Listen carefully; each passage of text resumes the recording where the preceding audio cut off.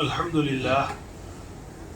لله وكفى وسلام على عباده الذين اصطفى أما بعد فأعوذ بالله من الشيطان الرجيم بسم الله الرحمن الرحيم يا أيها النبي قل لأزواجك وبناتك ونساء المؤمنين يدنين عليهن من جلابيبهن ذلك أدنى أن يعرفن فلا يؤذين وكان الله غفورا رحيما صدق اللہ العظیم۔ یہ سورہ احزاب کی آیت نمبر 59 ہے۔ اس کا شان نزول گزشتہ کل میں نے بتایا تھا کہ مدینے میں کچھ منافقین اور اوباش قسم کے لوگ راستے میں بیٹھ جاتے تھے اور رات میں عورتیں جب نکلتی تھی تو ان کو چھیڑتے تھے، تکلیف پہنچاتے تھے۔ جب ان سے پوچھا جاتا تھا کہ تم ایسا کیوں کرتے ہو تو وہ ایکسکیوز یہ کہتے تھے کہ ہم ان عورتوں کو پہچان نہیں پائے، ہم سمجھتے تھے کہ یہ باندیاں ہے، فیمیل سلیو ہے، اس لیے ہم نے ان کے ساتھ یہ حرکت کی، ہمیں نہیں معلوم تھا کہ یہ مسلمان عورتیں ہیں۔ اس سے مسلمانوں کو اور رسول اللہ صلی اللہ علیہ وسلم کو تکلیف ہوتی تھی۔ چنانچہ اللہ رب العزت نے یہ حکم نازل فرمایا کہ یا ایھا النبی، اے نبی، قل لازواجک، آپ اپنی بیویوں کو کہہ دیجئے، وبناتک، اپنی بیٹیوں کو بھی کہہ دیجئے، اسی طرح وَنِسَاءِ الْمُؤْمِنِينَ، قیامت تک آنے والی جو مسلمان عورتیں ہیں ان کو بھی آپ بتا دیجئے۔ کیا بتا دیجئے؟ یُدْنِینَ عَلَیہنَّ مِنْ جَلَابِیبِہِنَّ، جلابیبہن، جلباب اصل میں ایک چادر ہے، ایک چادر، بڑی چادر جو سروں پر مسلمان عورتیں ڈالا کرتی تھی، اس کے متعلق حکم دیا یدنین علیہن من جلابیبہن، یہ چادر جو ہے اس کو تھوڑا کھینچ لے اپنے چہرے پر، یعنی یہاں سے وہ اوڑھتی ہے اس وقت تو اس کو اپنے چہرے پر کھینچ لے، مطلب یہ کہ چہرہ ڈھانپ لے۔ اس سے کیا ہوگا؟ ذالک ادنی ان یعرفن، اس طرح اگر یہ عورتیں اپنی شکل، اپنی ظاہری شکل باوقار بنائے گی تو اس سے یہ پہچانی جائے گی، یعنی یہ جو منافقین راستے میں بیٹھے رہتے ہیں وہ ان کو پہچان لے گی کہ یہ باندیاں نہیں ہے، یہ مسلمان عورتیں ہیں، یہ باوقار اور شریف عورتیں ہیں۔ فلا یؤذین، تو وہ ان کو تکلیف نہیں پہنچائیں گے۔ یہ آیت کا سیدھا سا مطلب ہے۔ مطلب یہ ہوا اصولی طور پر مفسرین کے یہاں یہ اصول ہے کہ اگر کوئی آیت کوئی خاص واقعے کے ماتحت نازل ہو تو اس کا حکم اسی واقعے کے ماتحت نہیں رہتا، بلکہ یہ حکم عام ہو جاتا ہے قیامت تک کے لیے۔ چنانچہ ایک خاص قسم کا انسیڈنٹ یہ واقع ہوا اور اللہ رب العزت نے یہ حکم نازل فرمایا، اس کا مطلب یہ نہیں کہ یہ حکم اسی وقت کے لیے تھا، بلکہ یہ حکم قیامت تک آنے والی نسلوں کے لیے ہے۔ چنانچہ آیت کریمہ کا جو مختصر مطلب یہ ہے کہ عورتیں، حضرت عبداللہ ابن عباس رضی اللہ تعالیٰ عنہ کی روایت ہے کہ عورتیں اولاً تو ان کو گھر میں رہنا چاہیے، ضرورت کے بغیر باہر نکلنا نہیں چاہیے۔ اگر ضرورت کے موقع پر اگر وہ گھر سے باہر نکلے تو ان کو کیا کرنا چاہیے؟ قرآن کے حکم کے مطابق جلباب یعنی ایک بڑی چادر اپنے سر پر اوڑھ لینی چاہیے اور اس کو اپنے چہرے پر کھینچ لینی چاہیے، اپنا چہرہ اس طرح ڈھانپ لینا چاہیے کہ جس سے صرف آنکھ سے راستہ دیکھنے کی ایک تھوڑی سی جگہ باقی رہے۔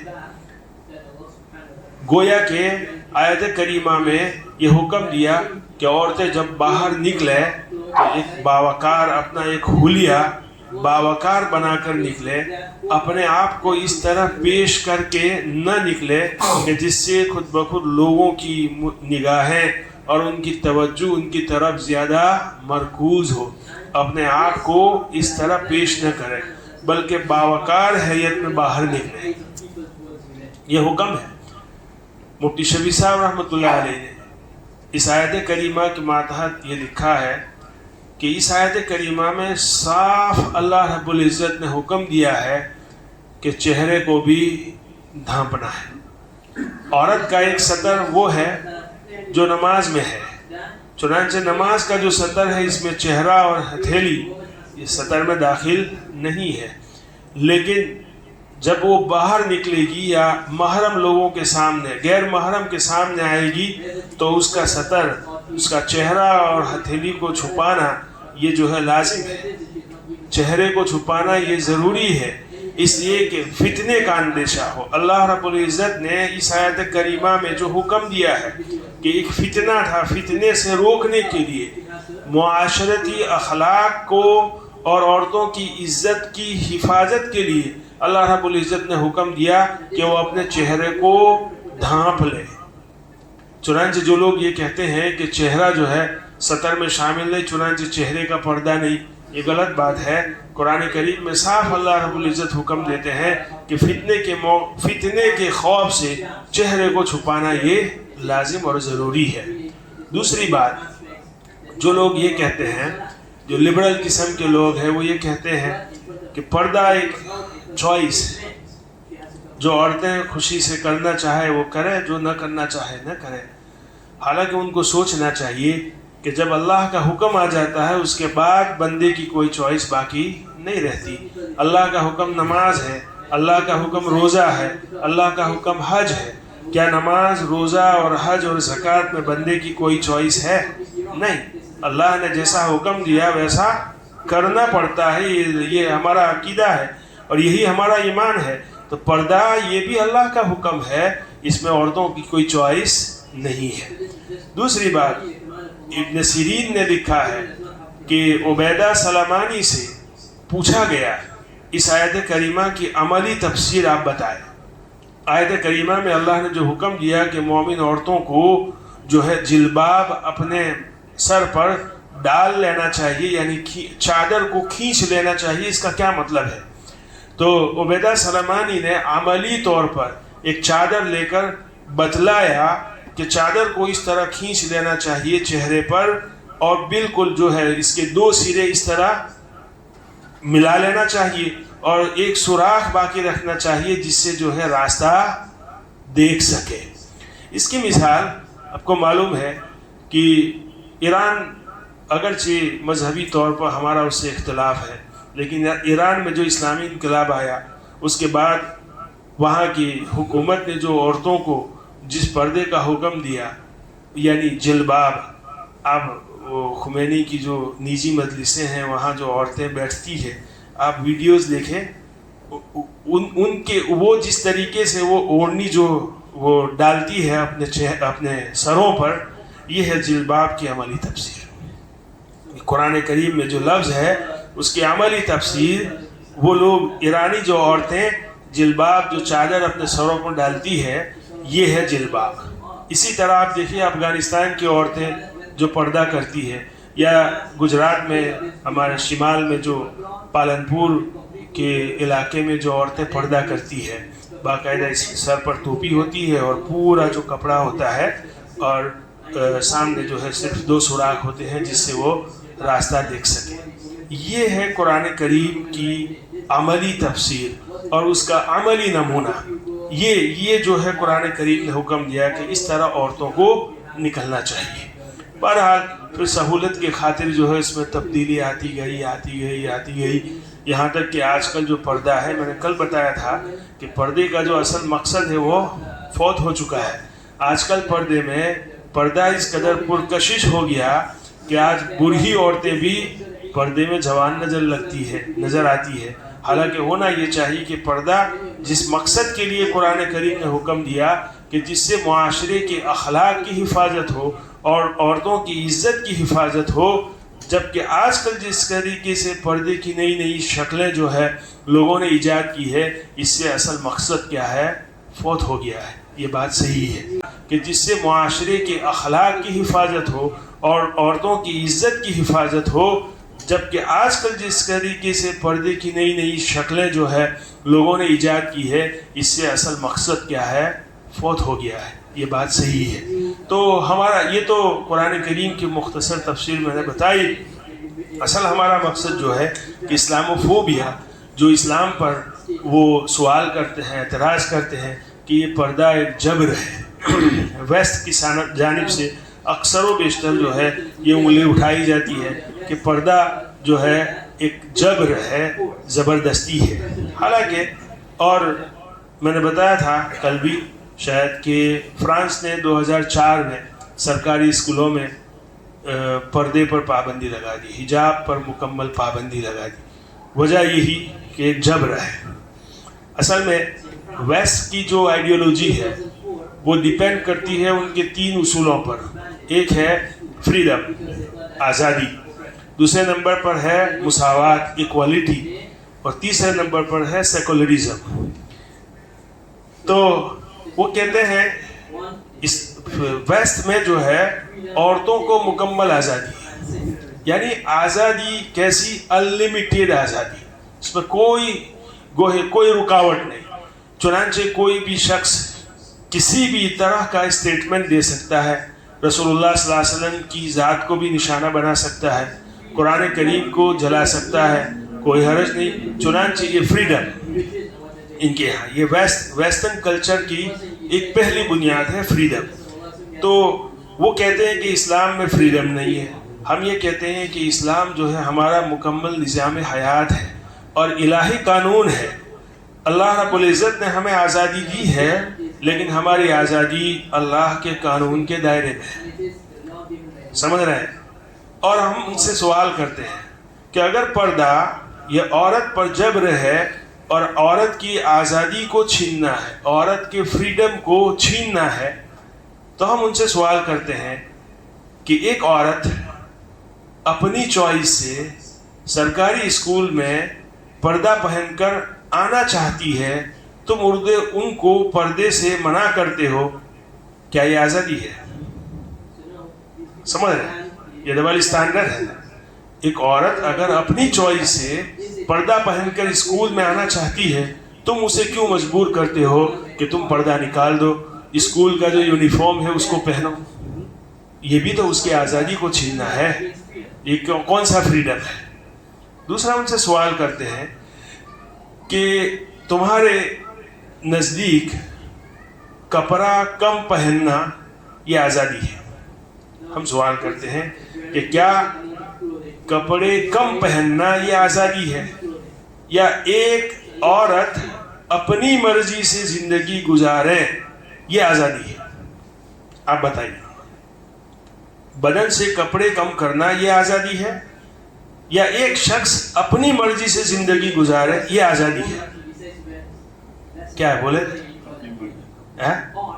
اپنی مرضی سے زندگی گزارے یہ آزادی ہے۔ تو ایک عورت اپنی مرضی سے، وہ ایک مسلمان عورت، دیکھیے مسلمان کا اکثر مسلمان عورتیں میجورٹی پردہ نہیں پہنتی ہیں، وہ سمجھتی ہے کہ یہ چوائس ہے، حالانکہ غلط ہے۔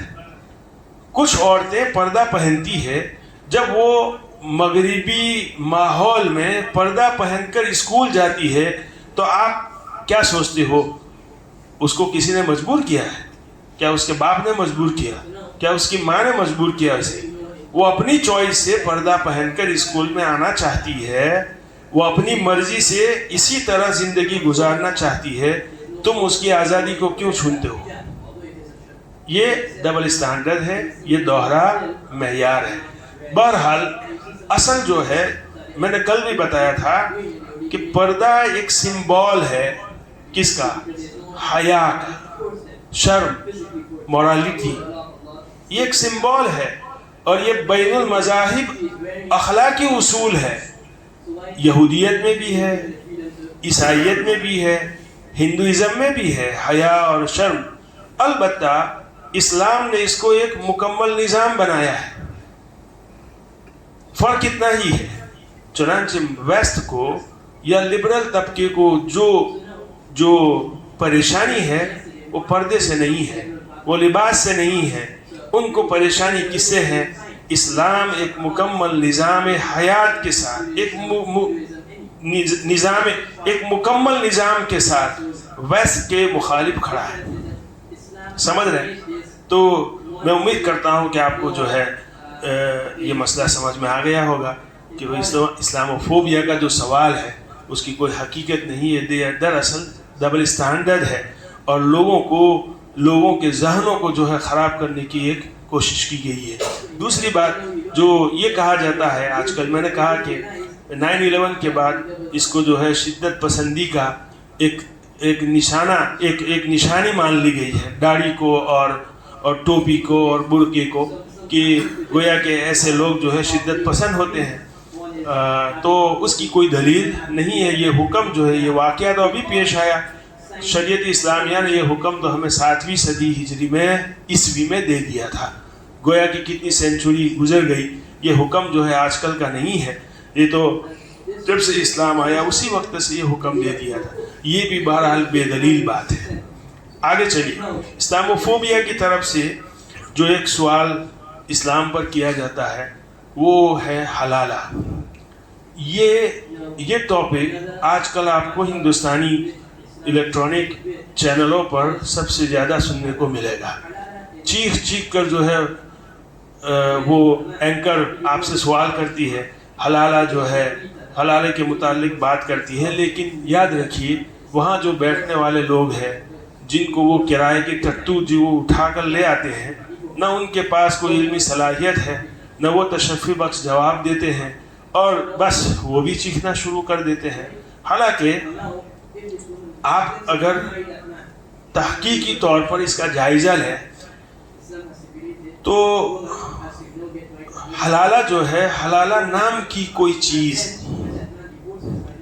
قرآن اور حدیث میں آپ کو گویا کہ جو شکل ہے ابھی مسلم معاشروں میں لوگ اس کو جو ہے کھیل سمجھ کر اس پر عمل کرتے ہیں, یہ کانسیپٹ شریعت اسلامیہ میں شریعت کے پورے ذخیرے میں آپ کو کہیں ملے گا ہی نہیں.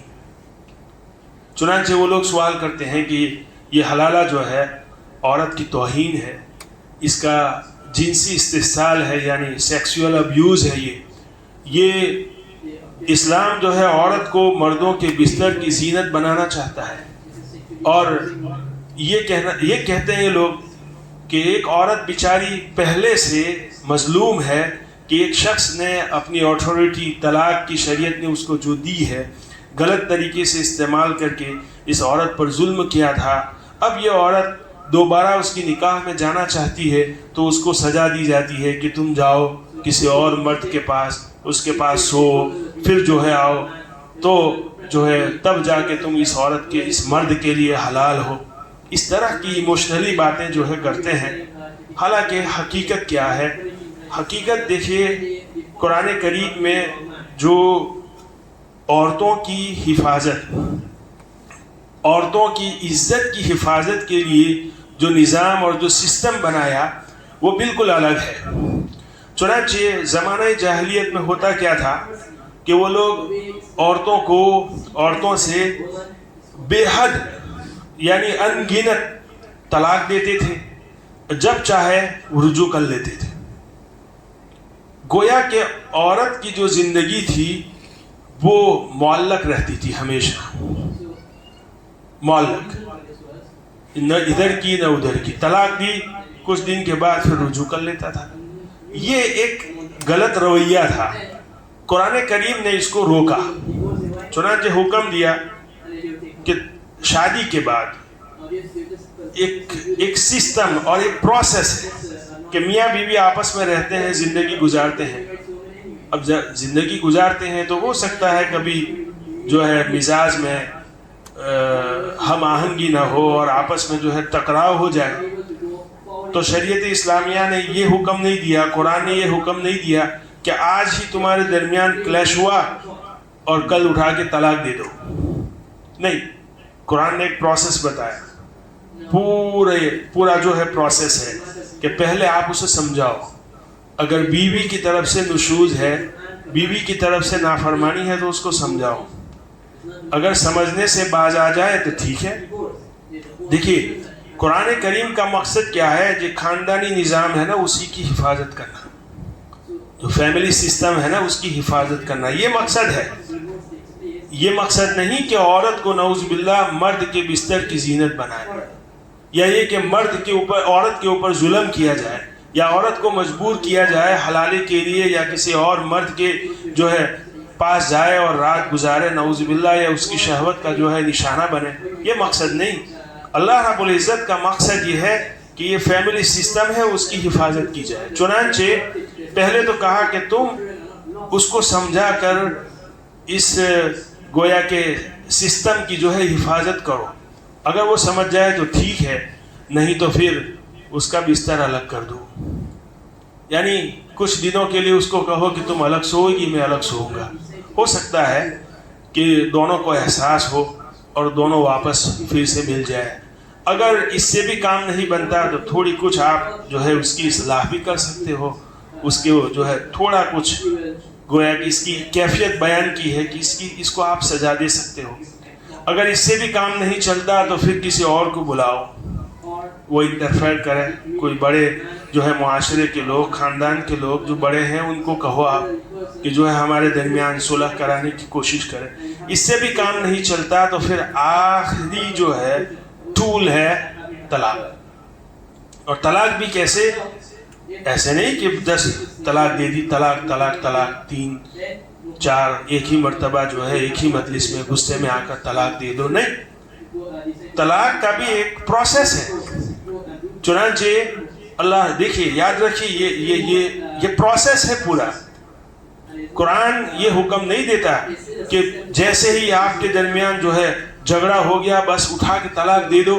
نہیں, ایک پروسیس. میں نے بتایا کہ آخری جو ہے حل یہ ہے کہ طلاق دو. اللہ رب العزت فرماتے ہیں الطلاق مرتان, یعنی یہ بھی فقہا نے تفسیر بیان فرمائی کہ طلاق حیض کی حالت میں نہ دے. طلاق جو ہے ایسے طہر میں دے. طہر کا مطلب پاکی کے ایام میں, جس طہر میں آپ نے اس سے وطی نہ کی ہو, اس سے صحبت نہ کی ہو, اس کو ایک طلاق دے. مرد کو 3 طلاق کا مالک بنایا کہ 3 طلاق ہے آپ کے پاس, 3 طلاق کے آپ مالک ہو. ایک طلاق دو اسے اور اس کو چھوڑ دو آپ, وہ اپنی جو ہے عدت گزار ہے. یہ عدت جو رکھی ہے شریعت اسلامیہ نے یہ سوچنے کے لیے کہ ہو سکتا ہے دونوں کو, چونکہ طلاق کے بعد تو زندگی ان کی ویسی تھوڑی ہے, اور طلاق جو دی ہے تو عورت کو یہ حکم دیا کہ وہ اسی گھر میں رہے گی اور عدت کا خرچہ جو ہے شوہر اٹھائے گا. یہ مقصد کیا ہے؟ مقصد یہ ہے کہ ہو سکتا ہے کہ دونوں کو احساس ہو اور دونوں سوچے, اپنے رویے پر غور کرے, اور ہو سکتا ہے کہ دونوں آپس میں رجوع کر لیں. تو عدت ہی میں اگر شوہر نے یہ تہیہ کر لیا کہ مجھے جو ہے اس کے ساتھ ہی زندگی گزارنی ہے, یا عورت کو احساس ہو گیا کہ میرے لیے یہی ہے جو کچھ ہے, مجھے اسی گھر میں رہنا ہے, تو پھر دونوں آپس میں رجوع کر لیں. اب رجوع کے لیے کوئی بہت بڑی جو ہے سیریمنی کرنے کی ضرورت نہیں ہے. آپ زبان سے بول دیں کہ میں نے آپ سے رجوع کر لیا, یا اس کو حق کر لے, کس کر لے, کچھ بھی کر لے, شہوت کی نگاہ سے دیکھ لے, اس سے بھی جو ہے رجوع ہو جائے گا. بس اب جو ہے زندگی نارمل ہو جائے گی. اب آپ 2 طلاق کے مالک ہیں. اب پھر جو ہے دوبارہ کلیش ہوا اور دوبارہ جو ہے شوہر نے چاہا کہ اب جو ہے پھر گاڑی جو ہے پٹری سے اتر رہی ہے, 2 مرتبہ طلاق دینا چاہے, دوسری مرتبہ دے دے. اب بھی رجوع کا حق ہے. چنانچہ طہر میں یہی طریقہ اپنائے, طہر میں طلاق دے, اور عدت گزرتے گزرتے آپ کا جی چاہے کہ دوبارہ رجوع کرنا ہے تو کر لے, کوئی حرج نہیں. نہیں کرنا ہے پہلی طلاق کے بعد بھی آپ رجوع نہ کرنا چاہے تو نہ کرے, عدت گزر جائے گی, یہ عورت خود بخود آپ سے جدا ہو گئی.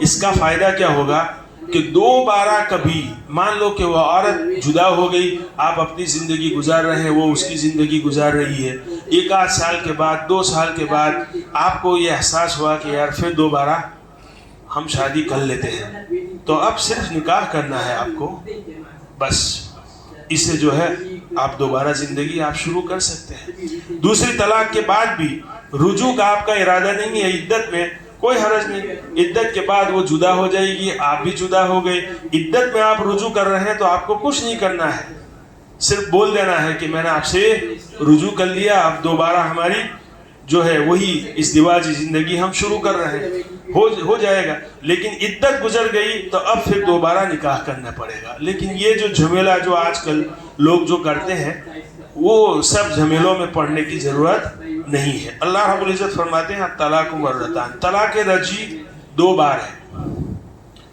پھر کیا ہے؟ دوسری مرتبہ جب آپ نے طلاق دے دی، اب آپ کو سوچنا ہے، طلاق مرتان فامساک بمعروف او تسریح باحسان، اگر آپ اسے رکھنا چاہتے ہیں تو اس کے حقوق کو ادا کریں اور اس کو اپنی زندگی میں لے آئیں، اور اگر نہیں او تسریح باحسان، اسے اچھی طرح چھوڑ دیں، وہ اپنے جو ہے اپنی زندگی گزاری، آپ اپنی زندگی گزاریں گے۔ لیکن تیسری اگر آپ دیں گے تو یہ بڑا سخت اسٹیپ ہے آپ کا۔ اللہ رب العزت اصلاح کر رہے ہیں، فَإِن طَلَّقَهَا، اگر تم نے تیسری بھی طلاق دے دی، ضرورت نہیں تھی، جو مقصد تھا وہ تو حاصل ہو گیا، تمہیں اس کو اپنی زندگی سے الگ کرنا تھا، وہ الگ ہو گئی تھی، آپ نے اس کو رجوع کر لیا اس سے، اور تیسری طلاق بھی آپ نے دی اسے، اب ختم، اب دروازہ بند۔ یعنی وہ زمانے جاہلیت میں جو کرتے تھے لوگ، بار بار طلاق دیتے تھے، بار بار رجوع کرتے تھے، جس سے عورتوں کی زندگی اجیرن بن گئی تھی، قرآن کریم نے اس رویے کو روکا۔ تو اس میں عورتوں پر احسان ہے نا، عورتوں کی عزت کی حفاظت ہے، عورتوں کی ناموس کی حفاظت ہے۔ اللہ رب العزت فرماتے ہیں فَإِن طَلَّقَهَا، اگر تم نے اس کو تیسری طلاق دے دی، فَلَا تَحِلُّ لَهَا، اب یہ حلال نہیں ہے آپ کے لیے، کب تک؟ حَتَّى تَنْكِحَ زَوْجًا غَيْرَهُ۔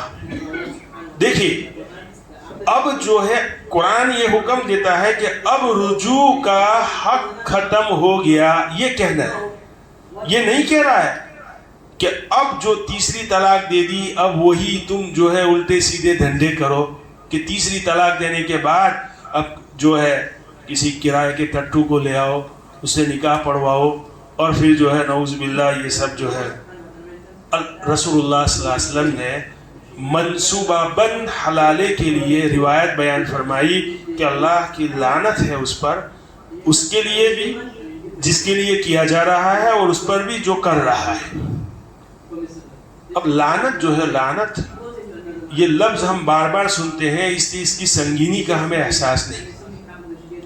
ایک مرتبہ رسول اللہ صلی اللہ علیہ وسلم جا رہے تھے قافلے میں، ایک اونٹ جو ہے اس کے مالک کو پریشان کر رہا تھا، تو اس نے جو ہے اس کو غصے میں کہا اللہ ملعن، یعنی تجھ پر لعنت ہو اللہ کی۔ تو رسول اللہ صلی اللہ علیہ وسلم نے ان کو حکم دیا کہ تم نے اس کے لیے یہ بد دعا کی، یعنی اس پر اللہ کی لعنت ہو، تم جو ہے اس کو قافلے سے الگ کر دو، ہو سکتا ہے کہ کوئی آفت اور بلا اور مصیبت نازل نہ ہو جائے۔ آپ یاد رکھیے جو شخص یہ کام کر رہا ہے اور جس کے لیے کیا جا رہا ہے، اس کے لیے رسول اللہ صلی اللہ علیہ وسلم فرماتے ہیں کہ اللہ کی لعنت ہو اس پر۔ معلوم ہوا کہ منصوبہ بند حلالہ جس کو آج لوگ ڈسکس کر رہے ہیں، یہ تو شریعت میں حرام ہے۔ اسلام نے کہاں اس کی اجازت دی ہے؟ اسلام نے کہاں اس کا حکم دیا ہے؟ یہ کانسیپٹ اس آیت کریمہ میں آپ کو دکھائی دے رہا ہے؟ کہاں نہیں۔ کیا ہے اصل میں؟ دیکھیے اللہ رب العزت فرماتے ہیں کہ 2 مرتبہ طلاق دی آپ نے، دونوں مرتبہ آپ کے لیے رجوع کا حق تھا، لیکن جب تیسری دے دی اب ختم۔ اب کہہ رہے ہیں کہ کو انسیڈنس ہو گیا کہ اب عورت کو حکم دیا کہ جب میاں نے آپ کو تیسری طلاق دے دی اب آپ کے لیے آپ کی زندگی گزارنا ہے، آپ کے پاس اختیار ہے، یا تو آپ تنہا زندگی گزاریں یا کسی اور سے شادی کریں، آپ اپنے راستے، یہ شخص اپنے راستے، یہ اب آپ کے پاس نہیں آ سکتا، اور یہ اس بات کا یہ ڈیزرو بھی نہیں کرتا کہ تم جو ہے اس کے پاس جاؤ۔ ایک عورت اپنا پورا جسم، اپنا پورا خاندان، اپنا پورا معاشرہ چھوڑ کر ایک شخص کے پاس، اجنبی شخص کے پاس آ جاتی ہے، وہ شخص اس کی قدر نہیں کرتا اور اس کو جو ہے 3 طلاق مغلظہ دیتا ہے۔ طلاق ایک جائز عمل ہے لیکن سب سے زیادہ مبغوض العمل ہے، مبغوض عمل ہے، تو اللہ رب العزت کو سب سے زیادہ ناپسندیدہ عمل طلاق ہے۔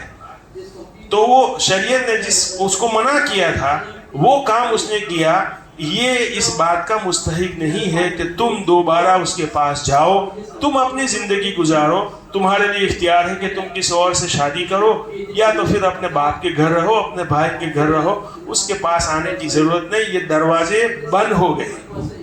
تو دیکھیے شریعت اسلامیہ نے ہمیشہ کے لیے عورت کو آزاد کر دیا تھا، اب وہی اس کے پاس جانا چاہے تو پھر اس پروسیس سے گزرنا پڑے گا۔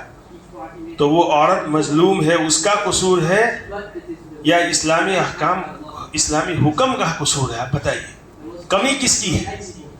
شریعت نے تو ہمیشہ کے لیے دروازے بند کر دیے تھے۔ شریعت اسلامی آگے اللہ رب العزت فرماتے ہیں فَإِن طَلَّقَهَا فَلَا جُنَاحَ عَلَيْهِمَا أَن يَتَرَاجَعَا إِن ظَنَّا أَن يُقِيمَا حُدُودَ اللَّهِ، کہ اس شخص نے اگر تیسری طلاق دے دی، تیسری طلاق دینے کے بعد اس عورت نے کسی سے شادی کر لی، اس کا میاں مر گیا یا اس کے میاں نے اس کو طلاق دے دی، فیوچر میں اگر یہ لوگ دوبارہ نکاح کے بندھن میں آنا چاہے تو کوئی حرج نہیں ہے، اگر ان کو یقین ہو کہ وہ اللہ کی حدود کی رعایت کریں گے۔ تو یہ تو ایک حل بتایا تھا، یہ نہیں کہا تھا جو آج کل لوگ منصوبہ بندی کر رہے ہیں، منصوبہ بند حلالہ کر رہے ہیں، اس کا حکم قرآن میں ہے ہی نہیں، شریعت میں ہے ہی نہیں، یہ تو حرام ہے۔ تو تم جو ایموشنلی جو باتیں کرتے ہو کہ عورت مظلوم، اس کو طلاق دی تھی، یہ مظلوم تھی، اب وہ میاں کے پاس آنا چاہتی ہے تو اس کو اس پروسیس سے گزرنا پڑے گا، تو اس کو کس نے بولا کہ تم اس پروسیس سے گزرو؟ اللہ نے تو ہم کو حکم دیا تھا کہ تم وقتی نکاح نہ کرو، کسی اور سے نکاح کر کے اپنی مستقل زندگی گزارو، لیکن اگر وہ خود آنا چاہتی ہے تو یہ تو اس کا قصور ہے۔ اور دوسری بات، یہ اسلامی معاشرے میں ایک بدعملی ہے، یہ شریعت کا یہ حکم نہیں یا شریعت کا یہ کانسیپٹ نہیں ہے۔ سمجھ رہے ہیں میری بات کو؟ تو جتنے بھی سوالات ہیں حلالے کے متعلق، اس کا جواب یہی ہے جو میں نے آپ کو بتایا کہ قرآن کریم نے اس کا حکم نہیں دیا، یہ منصوبہ بند جو حلالہ ہوتا ہے یہ تو حرام ہے۔ البتہ قرآن نے تو جو ہے عورت کو مکمل آزاد کر دیا تھا تیسری طلاق کے بعد، اور اس کو حکم دیا تھا یا تو آپ مستقل طور پر نکاح کر کے کسی اور کے ساتھ اپنی بقیہ زندگی گزارو۔ قرآن نے ان کو مجبور نہیں کیا تھا، اسلام نے اس کو مجبور نہیں کیا کہ تم اسی شخص کی نکاح میں دوبارہ آؤ، بلکہ یہ تو اس کے لیے ہمیشہ کے لیے دروازے بند ہو گئے تھے، بند کر دیے تھے شریعت اسلامیہ نے۔ اب وہ خود آنا چاہتی ہے تو یہ اس کا قصور ہے، یہ اسلام گویا کہ شریعت اس کو مجبور نہیں کرتی ہے۔ اللہ رب العزت جو ہے ہمیں صحیح سمجھ عطا فرمائے۔ وآخر دعوانا الحمد للہ۔